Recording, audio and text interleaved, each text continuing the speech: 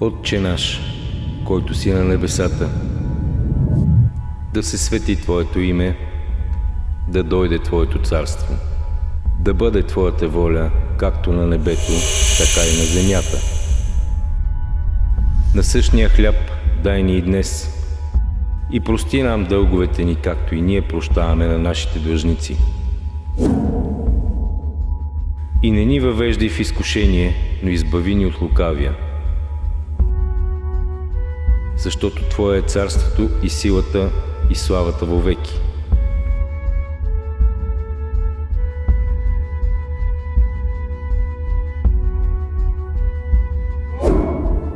Амин.